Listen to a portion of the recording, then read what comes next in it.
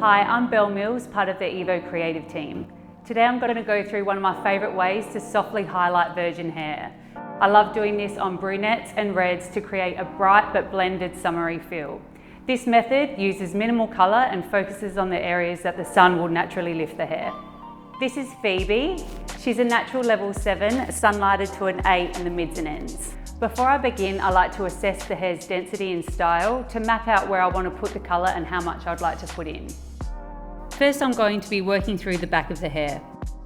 My first formula is Bottle Blonde Powder Lightener and 10 Volume Cream Developer. I section the hair with a cross-section parting down the centre and from ear to ear. Starting at the nape and working in a V section, I apply 2 back-to-back highlights on either side. I like to lightly backcomb when doing this kind of colour work as it helps to blend any harsh lines and means you'll get a seamless grow out. These highlights will really help the hair pop when worn forward. I then move to 2 horizontal back-to-back highlights to create the brickwork effect. Back-to-back foils will help to create dimension. It's important to leave plenty of natural hair out as we don't want to overcolour.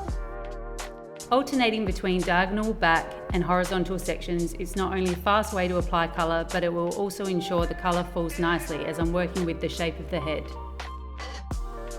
As I approach the crown, I work horizontally and space out the highlights. This helps make sure the top layers of the hair aren't too heavily lightened.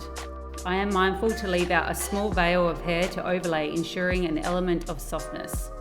Even if you don't adjust your developer as you move through the head, it is always important to remix powder lightener every 20 minutes to get the most even lift.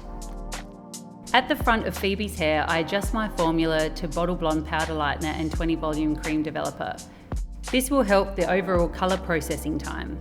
When it comes to the face frame, I work using diagonal back sections on the sides below the recession. This method helps bring the colour forward, making it brighter at the front where I want a bolder effect. When highlighting around the front of the hair, it's also important to feather the colour towards the top to prevent any harsh lines. The hair density will determine how many back-to-back highlights are needed. Phoebe only needs 3 highlights, however, if my client had denser hair, I might do 4 to 5.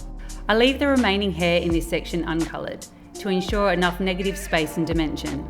Phoebe has heavy bangs, so I'm going to follow the hairline with back-to-back textured highlights to match below. As I get to the last 2 foils through her fringe, I don't colour as close to the root as this helps replicate a natural sun-kissed effect. For the remaining hair, I use a horizontal section pattern, working up to the central parting. I space out these highlights again to ensure I'm not overcolouring. I want the hair to sparkle and not feel too heavily lightened. Like the crown, I like to leave a soft veil of hair at the part line. This method is repeated on the other side. The highlights are left to process for 30 minutes. I then rinse, shampoo and condition with the therapist and towel dry the hair. To maintain as much of the sun-kissed lightening effect as possible, I am toning with 20 grams of 9.43, 20 grams 10.6, 40 grams clear demi-permanent gloss with 6.5 liquid developer. I love that this can be applied so quickly at the basin with an applicator bottle. Toner should always be processed for the full 20 minutes as this ensures evenness and colour longevity. I then rinse and shampoo with the therapist before finishing with the top drop hydrate for an extra dose of hydration and shine. As you can see, this technique has given Phoebe a soft, sun-kissed look that really complements her natural hair colour.